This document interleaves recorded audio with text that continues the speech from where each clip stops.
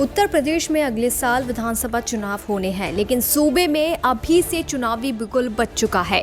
राजनीतिक दलों की तैयारियों को देखकर तो लग रहा है कि जैसे चुनाव कुछ ही दिनों में होने हैं। चुनावी रणनीति बनानी हो या फिर चुनाव से जुड़ी कुछ और फैसले लेने हो, सभी दलों ने अभी से अपनी कमर अच्छे से कस ली है। बीजेपी, एसपी, बीएसपी और कांग्रेस तो मुख्य पार्टी है ही, इसके साथ ही अन्य राज्यों की पार्टियां भी यूपी में खूब इंटरेस्ट दिखा रही हैं। दिल्ली की आम आदमी पार्टी और हैदराबाद से सांसद असदुद्दीन ओवैसी भी इस बार यूपी में हाथ आजमाने के लिए तैयार हैं। लेकिन जब से ओवैसी ने चुनाव लड़ने का ऐलान किया है, तब से सियासी पारा काफी बढ़ गया है। आपको बता दें कि ओवैसी ने 403 विधानसभा सीटों वाले यूपी में 100 सीटों पर ही चुनाव लड़ने का ऐलान किया है। तो चलिए अब बात करते हैं 100 सीटों के समीकरण की, साथ ही ओवैसी की यूपी प्लानिंग की। इन दिनों देश के सबसे बड़े सूबे यूपी में गर्मी का पारा बढ़ता ही जा रहा है। इसके साथ ही राजनीतिक पारा भी हर दिन नया रूप ले रहा है और इसकी वजह है हैदराबाद से सांसद असदुद्दीन ओवैसी। दरअसल यूपी में अगले साल विधानसभा चुनाव होने हैं। सभी राजनीतिक दलों ने अपनी रणनीति बनानी भी शुरू कर दी है। चूंकि यूपी में करीब 20% मुस्लिम आबादी है और इसे देखते हुए ओवैसी के चुनाव लड़ने के ऐलान ने कई पार्टियों की धड़कनें बढ़ा दी हैं। सूबे की कुल 143 सीटों पर मुस्लिम अपना असर रखते हैं और इनमें से 70 सीटों पर मुस्लिम आबादी 20 से 30% के बीच है, जबकि 43 सीटें ऐसी हैं जहां मुसलमान 30% से ज्यादा हैं।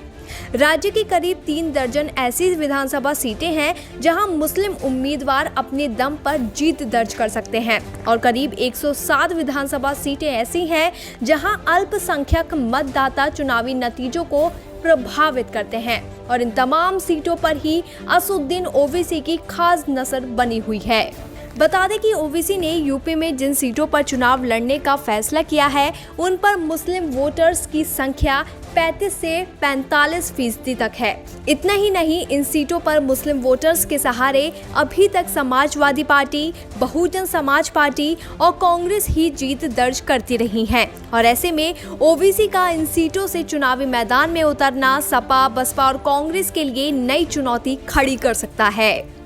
ओवैसी की यूपी प्लानिंग।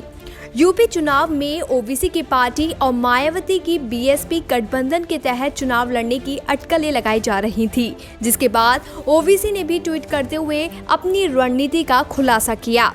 ओवैसी ने लिखा, हमने फैसला लिया है कि हम 100 सीटों पर अपने उम्मीदवार खड़े करेंगे। हम ओम प्रकाश राजभर के भागीदारी संकल्प मोर्चे के साथ हैं और हमारी किसी पार्टी से चुनाव या गठबंधन के सिलसिले में कोई बात नहीं हुई है।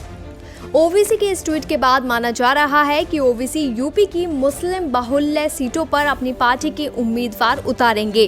फिलहाल एआईएम की प्लानिंग देखकर तो लग रहा है कि सपा, बसपा और कांग्रेस को अपना पलड़ा भारी करने की सख्त जरूरत है, लेकिन ये तो चुनाव होने के बाद ही पता चलेगा कि ओवैसी खेला ओबे करने में कामयाब होते हैं या नहीं।